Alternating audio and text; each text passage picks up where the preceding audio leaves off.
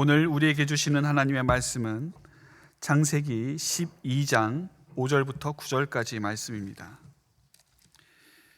창세기 12장 5절부터 9절까지 말씀, 제가 가지고 있는 성경으로는 구약성경 14페이지입니다.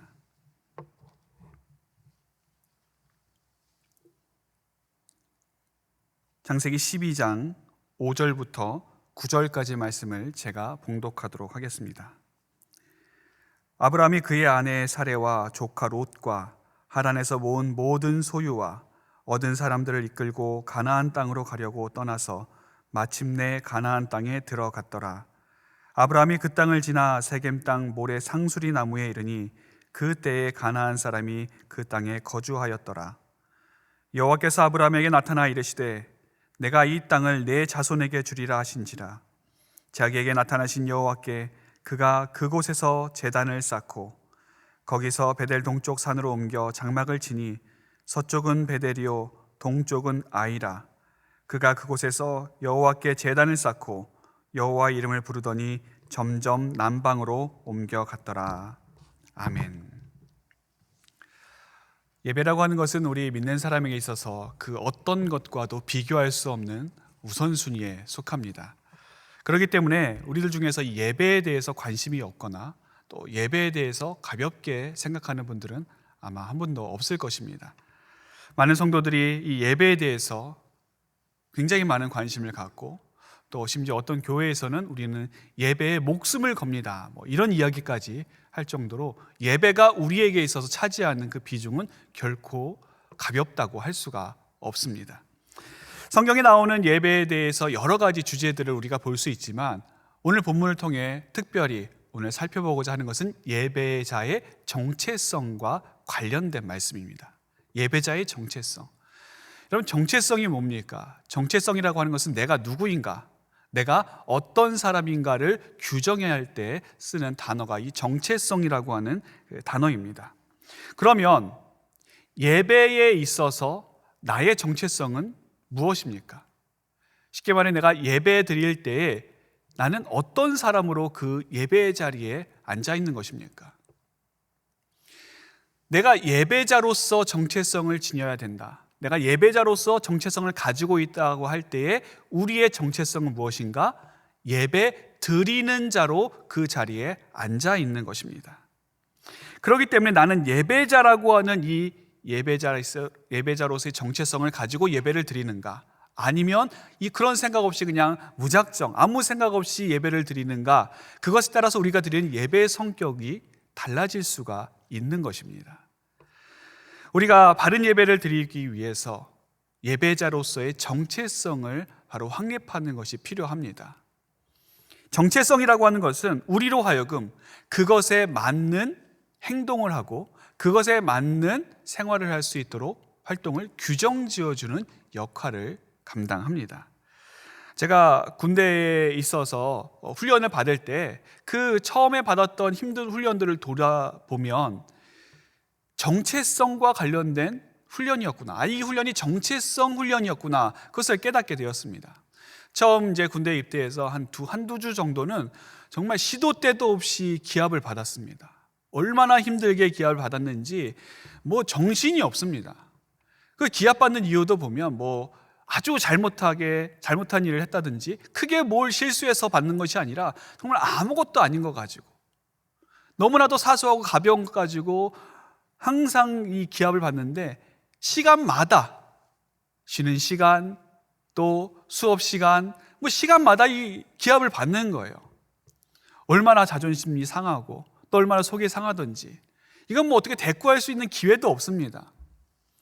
처음에는 나만 그런가 했더니 저만 그런 게 아니라 같은 동기 모두가 다 이거 너무 부당하다, 제대로 가르쳐주고 알려주고 나서 기합을 주면, 못하는 거 가지고 기합을 주면 또 모르겠는데 그런 것도 아니고 제대로 알려주지도 않고 기합을 주니까 이게 마음속에서 막 부글부글 속이 끓어오르는 겁니다. 근데 그렇다고 거기서 항의할 수도 없는 거죠. 군대에 갔으니까. 그렇게 한두 주를 지나고 나니까 제 안에서 놀라운 변화가 일어났습니다. 어떤 변화가 일어났느냐? 이제는 그 기합이 그냥 그러려니 하고 받아들여지게 된 거예요. 예전에는 이유를 따졌습니다. 이제 예전에는 그 기합을 내가 받아야 되는 합리적인 그 이유를 생각을 했습니다. 그런데 이제 그게 소용이 없는구나. 그냥 군대에서는 하라면 해야 되는구나. 그걸 깨닫게 된 거예요. 그러니까 그 다음부터는 이제 물론 힘들고 어렵기는 하지만 그냥 기합 주면 그냥 기합 주나 보다. 주시니까 받는구나. 이제 그런 생각을 가지고 훈련을 받았습니다. 이 훈련 다 끝나고 나서 훈육 대장님이 나중에 이제 간담회 시간을 갖고 물었습니다. 아니 왜 그때 그렇게 말도 안 되는 기합을 주고 훈련에 있어서 우리를 못 살게 굴었는가? 그랬더니 그분이 하시는 말이 뭐냐면 최단기간에 사회물을 소위 사회물을 빼고 군인 정신을 입히는데 이렇게 시도 때도 없이 굴리는 것만큼 좋은 방법이 없다라고 하는 것이었습니다. 생각해 보니까 그런 것 같아요. 그때 내가 생각하고 내가 판단하고 또 내가 원하는 대로 이것을 항의하고 했다라고 한다면 여전히 우리 안에 어떤 군인으로서의 정체성보다는 사회인으로서 내가 사회에서는 이렇게 대접받았는데 내가 그래도 사회에서는 이렇게 공부 많이 했는데 내가 그래도 합리적으로 생각할 줄 알고 대학 교육까지 다 받았던 사람인데 내가 여기서 이렇게 대우받을 필요가 뭐가 있나 그런 생각에 힘들었을 것입니다. 근데 그 생각을 싹 잊어버리고 나니까 군인이라면 당연히 기합 받는구나. 그냥 이렇게 살아가는구나. 그것을 자연스럽게 받아들이게 된 것입니다. 사회인으로서의 정체성을 가지고 있다고 한다면 여러분 군인이 위험한 곳에 갈 수가 있겠습니까? 남들은 가지 않는 그곳, 그 위험한 인물들, 어려운 임무들을 작전 수행을 할 수가 있겠습니까? 할 수가 없죠. 군인으로서의 정체성이 확고해져야 군인이 군인다워지고 군인으로서의 그 마땅한 행동을 할 수가 있게 된다라고 하는 것을 제가 그때 많이 느꼈습니다. 예배도 마찬가지입니다. 우리가 예배 드릴 때 예배자로서의 정체성을 가지고 예배를 드리는 것, 예배를 안 드리면 몰라도 적어도 우리가 예배를 드린다라고 한다면 예배자로서의 정체성을 가지고 예배를 드려야 합니다. 오늘 본문에서 보시면 아브라함이 하나님께 제단을 쌓는 장면이 나옵니다. 하나님께서 아브라함을 부르셨을 때 아브라함은 그 약속 따라서 가나안 땅으로 입성을 합니다. 이 가나안 땅에 도착하자마자 제일 먼저 아브라함이 했던 것이 무엇입니까? 하나님께 제단을 쌓는 것이었어요.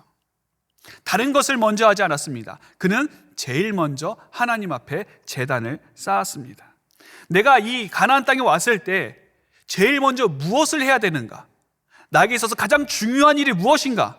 하나님께서 나에게 이 가나안 땅을 주셨는데 내가 이 가나안 땅에 입성한 후에 나에게 있어서 가장 중요한 모토로 삼아야 되는 것이 무엇인가?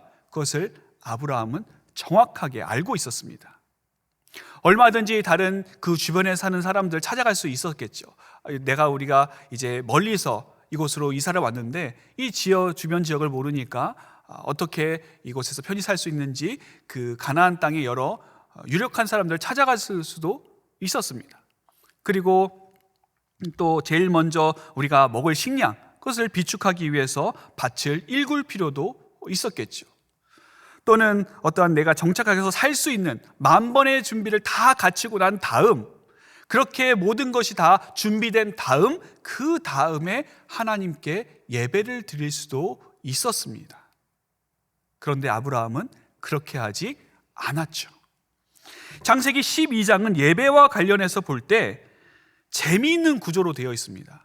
어떤 구조냐? 먼저 오늘 본문 앞에 나오는 1절부터 4절까지 내용을 보면 예배자가 될 수 있는 그 전제 조건이 나옵니다. 그리고 오늘 본문 5절부터 9절까지의 내용은 실제로 이 아브라함이 하나님께 예배드리는 그 내용이 담겨져 있고요. 그리고 10절부터 20절까지 내용은 예배자가 예배자의 정체성을 잃어버렸을 때, 예배를 잊어버렸을 때 어떤 사건을 만나게 되는가, 어떤 삶을 살게 되는가를 우리에게 잘 보여주고 있습니다. 먼저 1절부터 4절까지 볼 수 있는 이 예배자가 될 수 있는 전제 조건이 무엇인가 하는 것입니다. 여러분, 예배자가 될 수 있는 전제 조건이 무엇입니까? 하나님의 부르심입니다. 하나님께서 우리를 부르셨을 때 우리는 예배자가 될 수가 있는 것이죠. 우리가 믿는 기독교 신앙은 기본적으로 하나님의 부르심에서부터 출발을 합니다. 애굽에서 종살이하던 이스라엘 백성들을 한번 생각해 보십시오. 그들이 언제 하나님께 제대로 된 예배를 드릴 수 있었습니까? 애굽에 있었을 때가 아니에요. 하나님께서 그들을 불러내셨을 때에, 하나님께서 애굽 땅에서 그들을 부르셨을 때 그들은 그 애굽에서 나와서 하나님께 예배를 드렸습니다. 예수님의 제자들도 마찬가지지요. 예수님의 제자들 중에 내가 예수님의 제자가 되겠습니다 하고 찾아온 사람이 누가 있습니까? 아무도 없어요.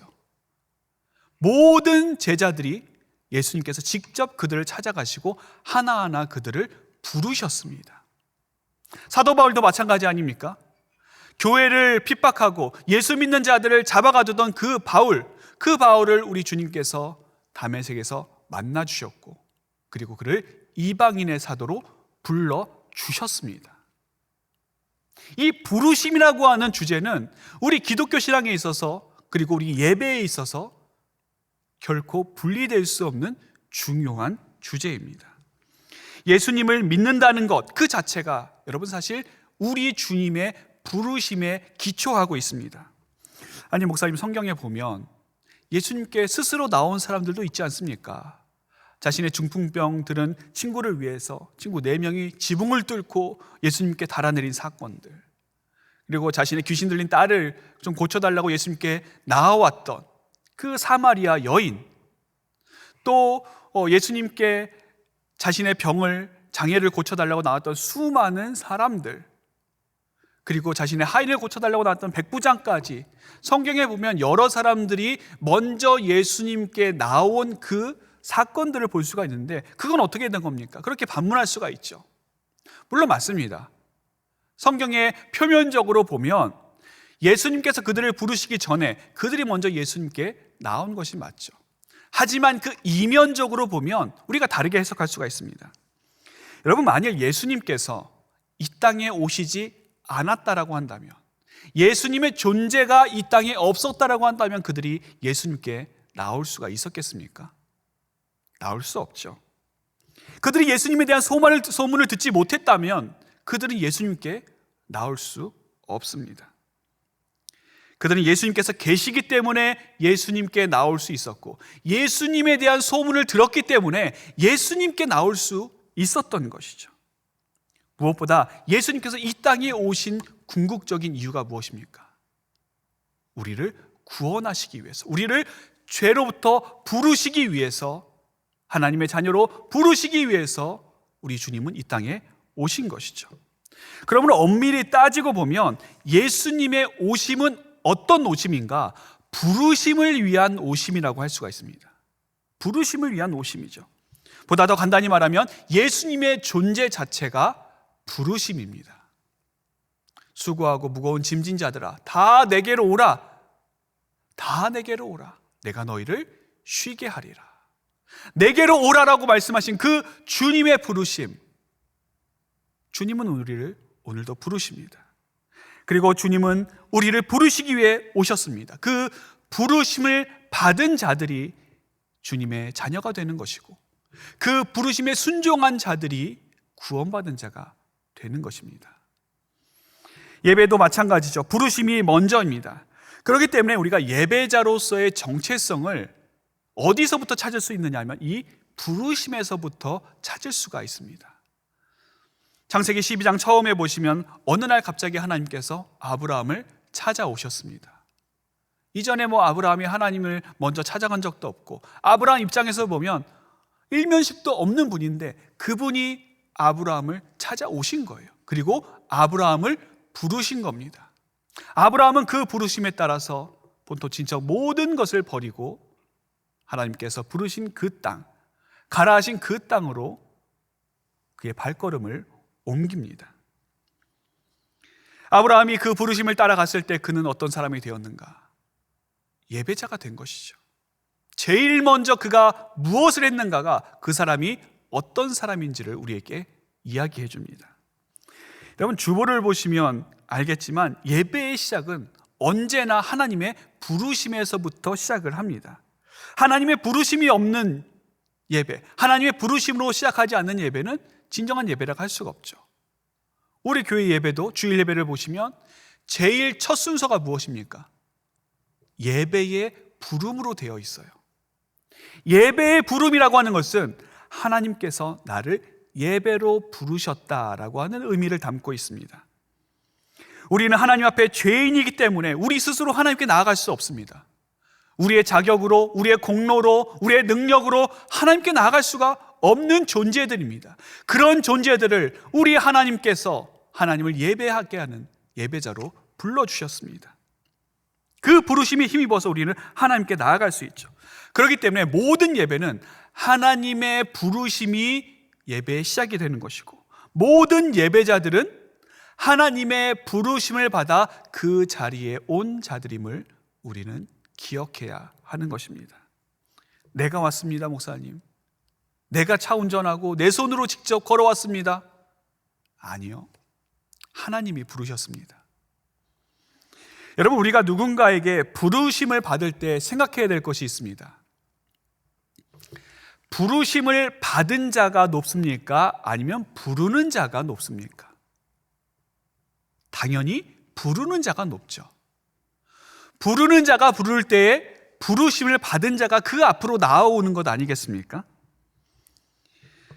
때문에 부름을 받은 자는 불러주신 자를 기쁘게 하고 그분의 뜻에 맞춰야지, 내가 불려왔는데, 부르심을 받고 왔는데 나에게 맞추라, 이건 말이 안 되는 거예요. 어떤 분이 좋은 음식점에 갔습니다. 이제 주문을 하기 위해서 기다리는데 아무리 기다려도 주문 받으신 분이 안 오는 거예요. 그래서 할 수 없이 이제 그 주문 받는 분을 불렀습니다. 근데 이분이 와서 아주 잘 서빙을 하고 잘 주문을 받아 가셔야 되는데, 아니, 틱틱거리고 별로 그렇게 귀하게 손님을 여기지 않고 불친절하게 대한다. 그러면 그 식당 2번 다시 가겠습니까? 가지 않을 거예요. 왜 그렇습니까? 그 자세가 잘못되어 있기 때문인 것이죠. 종업원이 손님에게 친절하게 해야 되는 거, 그건 기본 중에 기본 아니겠습니까? 예배를 영어로 표현할 때 여러 가지 단어가 있는데 그 중에 하나가 서비스입니다. 서비스.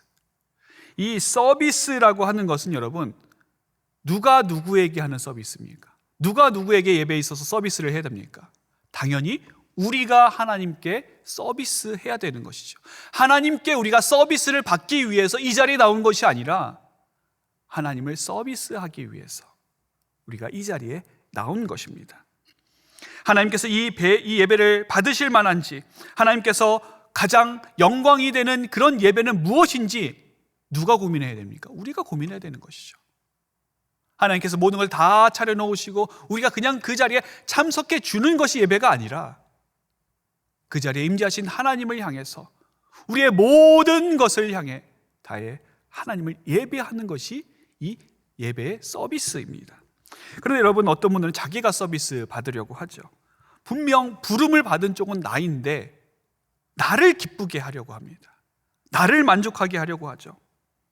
부르신 분에게 초점이 있는 것이 아니라 부름을 받은 자기에게 초점을 둡니다.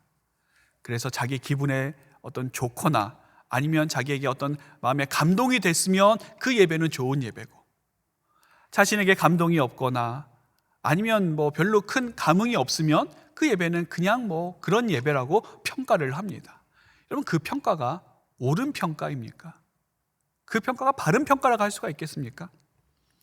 내가 좋으면 그것이 좋은 예배가 되고, 내가 안 좋고 내가 별로면 그 예배는 별로인 예배가 되는 것입니까? 예배는 내가 중심이 되는 것이 아니라 하나님께서 중심이 되셔야 합니다. 그렇기 때문에 예배는 언제나 하나님을 향한 하나님 중심적 예배가 되어야 하는 것이죠. 근데 오늘날 흔히 일어나는 이 예배의 왜곡 현상 중에 하나가 자꾸만 사람 중심의 예배, 사람을 기쁘게 하고 사람의 마음을 흡족하게 하는 그런 예배로 흘러가는 경향을 보이고 있습니다. 말로는 하나님 중심이라고 이야기하죠. 말로는 하나님께서 주인이시고 말로는 하나님께서 예배의 온전한 모든 것을 다 받으실 만한 그분이시다라고 이야기를 합니다. 그런데 실제 그 예배의 순서라든지 내용들을 보면 하나님 중심이라기보다는 사람 중심일 경우가 많이 있습니다. 그런 것 중에 하나가 예배에 있어서 편의성과 편리성을 추구하는 것이죠. 예배드리기 편한 예배, 교회에 편한 넓은 주차장, 교회에 와서 내가 편의시설을 다 누릴 수 있는 모든 것들이 다 구비되어 있는, 그래서 내가 예배드리기에 전혀 부담이 없는 그런 예배. 여러분, 예배 받으시는 하나님이 편하셔야지 왜 예배드리는 우리가 편해야 됩니까? 뭔가 잘못된 건 아닐까요? 그렇다고 물론 일부러 불편한 예배를 찾아 드릴 것까지는 없지만, 예배가 너무 인간 편의주의적으로 흘러가는 것에 대해서 우리는 반드시 경계해야 합니다. 특별히 코로나 이후에 급증한 온라인 예배, 이 온라인 예배는 우리 인간 편의주의적으로 흘러갈 경향성이 굉장히 많이 있습니다. 여러분, 오해하지 말 것은 이 온라인 예배가 다 인간의 편의만을 위해서 있는 것이다, 이 온라인 예배는 인간만을 위한 것이다, 그렇게 생각해서는 안 됩니다. 온라인 예배를 드리면서도 하나님께 온전한 예배를 드리는 분들이 있습니다. 많이 있죠. 온라인 예배를 통해서 살아계신 하나님을 만나고 그 예배를 통해서 자신의 모든 것을 다 드리는, 영과 진리로 드리는 그런 분들도 있습니다. 하지만 인간 본성상, 이 약한 인간의 본성상 온라인으로 예배 드리는 그 모습이 남들이 뭐 보는 것도 아니고 어디 가는 것도 아니기 때문에 나태해지고 게을러질 수 있는 그런 경향을 우리가 띌 수 있는 가능성이 훨씬 더 많다라고 하는 것이죠. 그런 점에서 볼 때 힘들게 예전에는 교회에 와서 예배 드려야 되는데 이제는 얼마나 편합니까? 그냥 유튜브 틀면 예배 실황이 다 나옵니다. 우리 교회뿐만이 아니라 한국교회, 전 세계의 모든 교회들이, 이 유튜브를 하는 교회들은 다 어디서건 그 예배를 우리가 볼 수가 있습니다. 분명 이 온라인 예배는 어쩔 수 없는 상황 가운데 현장에 와서 예배를 드릴 수 없는 그런 분들을 위해서 대체적으로 만들어진 어쩔 수 없는 그런 예배인데도 불구하고 어느새 그 예배가 나의 선택 중에 하나가 되어버린 것이죠. 심지어 어떤 분들은 가족끼리 어디 가면서 차 안에서 예배를 드리는 경우도 있을 수 있고, 자신의 할 일 하면서 예배 영상을 틀어놓고 예배를 드리는 경우도 얼마든지 있을 수가 있습니다. 얼마나 편합니까? 이동도 하고 예배도 드리고 내 할 일도 하고 예배도 드리고 일석이조 아닙니까? 오늘 본문을 보시면 아브라함이 자신이 있던 고향 땅에서 하나님께 예배드리지 않았습니다. 그가 어디로 와서 하나님께 예배를 드립니까? 하나님께서 주시겠다고 약속하신 그 가나안 땅에 이르러서 아브라함은 하나님께 예배를 드립니다. 자신만 온 것이 아니죠. 자신의 아내 사레와 조카 롯과 또 그가 하란 땅에서 얻은 모든 소유와 모든 그곳에서 얻은 사람들을 데리고 함께 그곳으로 왔습니다. 그리고 가나안에 와서 제일 먼저 머무른 곳이 어딘가? 세겜 땅 모래상수리 나무 아래라고 성경은 말씀하고 있습니다. 이 7절에 보시면 아브라함이 그곳에서 제단을 쌓았습니다. 아니, 왜 하필이면 다른 곳도 아니고 모래상수리 나무 아래에서 아브라함이 머무르고 거기서 제단을 쌓았는가? 이 세겜 땅에 있는 모래상수리 나무가 도대체 뭐길래 왜 아브라함은 여기에 와서 하나님께 예배를 드렸는가? 우리는 궁금증이 날 수가 있죠. 이 모래상수리 나무가 주는 중요한 의미가 있습니다. 이 나무는 보통 나무가 아닙니다. 커다란 나무입니다. 어떤 분들은 이 모래상수리 나무가 커다란 나무이기 때문에 아브라함이 그 나무 아래 그늘에서 편하게 무슨 휴양지처럼 휴식하려고 그 나무 아래에 정착하고 예배를 드렸겠거니 그렇게 생각하실 수가 있는데 전혀 아닙니다. 성경을 연구하는 분들에 의하면 이 나무는 그 가나안 땅에 사는 사람들이 신령하게 여기는 나무였습니다. 쉽게 말해 우리 옛날에 선앙당 나무 같은 거예요. 여러분, 선앙당 나무는 어디에 세워져 있습니까? 마을 입구나 또 그 동네에서 제일 높은 곳에 세워져서 이 마을을 지켜주고 이 마을을 영적으로 다스리는 그런 의미가 그 선앙당 나무에 담겨져 있는 것이죠. 모래상수리 나무도 마찬가지입니다. 거기는 가나안 사람들, 그 땅에서 거주하던 가나안 주민들이 자신들이 섬기던 신들을 제사하고 예배드리던 곳이 바로 이 모래상수리 나무 아래였던 것입니다. 그렇기 때문에 그 나무 아래는 그 마을에 있어서 가장 중심지였고 가장 번화가였고 가장 핵심 지역이었습니다. 여러분, 아브라함이 편한 것만 생각한다면 그곳에 와서 제단을 쌓고 하나님께 예배드릴 수가 있었겠습니까? 편리성을 추구하고 편한 생각만 한다면 그곳에 와서 그렇게 할 수가 없죠. 그냥 아브라함과 그 가족들이 가나안 사람들이 없는 곳에 가서 몰래 숨어서 그냥 마음 편하게 예배드릴 수 있었습니다. 그런데 아브라함은 그렇게 하지 않았죠. 아브라함에게 있어서 어떻게 보면 그 예배 한 번은 자신의 목숨을 거는 그런 예배였습니다. 아브라함에게 있어서 자신의 편의보다 또 편리함보다 더 중요한 것이 있었기 때문이죠. 그것이 무엇입니까? 예배자로서의 정체성입니다. 자신이 지금 여기에 온 것이 내가 온 것이 아니라 내가 계획하고 내가 생각하고 또 내가 여기저기 알아봐서 이곳에 오면 참 좋겠다, 잘 살 수 있겠다, 나의 자손들이 번성하겠다, 그래서 온 것이 아니라 하나님이 부르셨기 때문에 내가 여기에 와 있다라고 하는 것을 아브라함은 잊지 않았던 것입니다. 예배는 하나님께서 부르신 자들이 바로 그 부르신 자리에서 드리는 것입니다. 하나님께서 부르신 그 예배자들이 부르신 그 자리에서 하나님께 예배드리는 것. 어디에서 예배드리는가, 그 장소도 중요하지만 그보다 더 중요한 것은 부르신 그곳에서 하나님께 예배드리는 것. 하나님께서 여러분을 교회를 부르셨다면 바로 그 교회가 여러분이 예배드리는 장소입니다. 하나님께서 여러분을 가정으로 부르셨다라고 한다면 그 가정이 여러분이 예배드리는 장소가 될 수 있습니다. 이러한 예배로 부름받은 자의 정체성, 내가 예배드려준다 이런 마음이 아니라 내가 지금 드리는 예배는 하나님께서 나를 부르셔서 드리는 예배다. 하나님께서 나를 긴급 호출하셔서 내가 지금 이 자리에 와 있고 그래서 내가 하나님께 그 부르심에 응답하면서 드리는 예배다. 그 정체성, 그것을 가지고 있어야 되는 것이죠. 이러한 예배자의 정체성이 있을 때 여러분 예배를 가볍게 드릴 수가 있겠습니까? 그 귀한 예배, 그 소중한 예배를 내 편의대로, 내 마음대로, 내 편한 대로 드릴 수 있겠습니까? 하나님의 중심의 예배에 대해서 우리가 경계해야 되는 또 다른 것은 하나님의 중심이 아닌 자기 중심성입니다. 예배에서 자기 중심성이죠. 여러분, 예배를 아까 서비스라고 했는데 이 서비스는 우리말로 무엇이라고 합니까? 봉사죠, 봉사. 봉사는 말 그대로 봉사하는 거예요. 섬기는 겁니다. 드리는 거죠. 내가 뭔가 얻어가고 내가 받아가고 그런 것이 아니라 온전하게 드리는 것. 힘이 들지만 어렵지만 괴롭지만 그럼에도 불구하고 드리는 것이 봉사입니다. 그래서 봉사하는 쪽은 봉사를 받는 쪽이 원하면 언제든지 봉사해야 됩니다. 몸이 아파도 티 안 내고 힘들어도 티 안 내고 걱정스러워도 티 안 내고 봉사 받는 분을 위해서 봉사해야 되는 것이죠.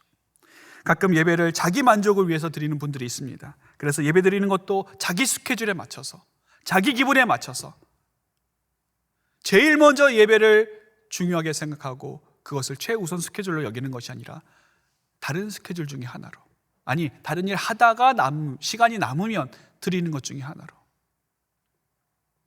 나의 기분, 나의 생각, 그것이 중요하기 때문에 오늘은 내가 예배 드릴 기분이 아니고 이렇게 기분 제대로 된 마음이, 준비된 마음이 없는 그 상태에서 예배드리는 건 나는 그렇게 예배드릴 수 없다.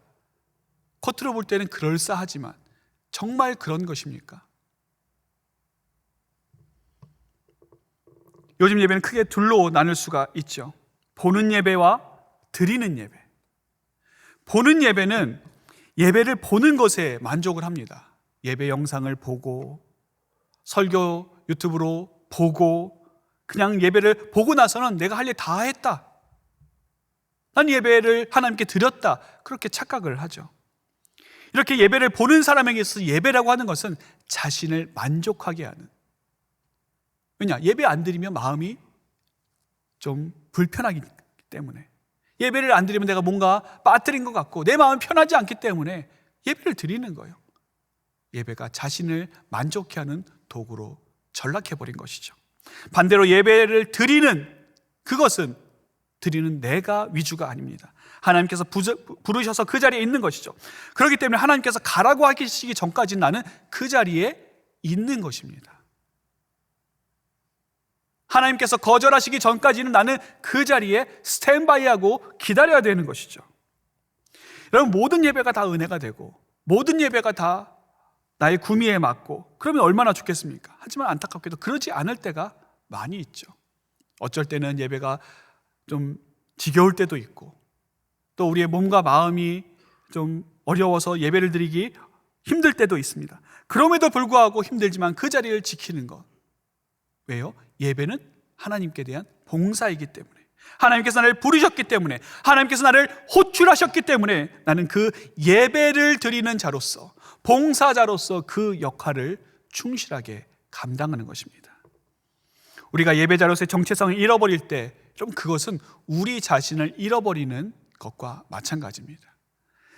우리의 예배자로서의 정체성을 잃어버린다면 그것은 우리를 지키는 방패를 잃어버리는 것입니다.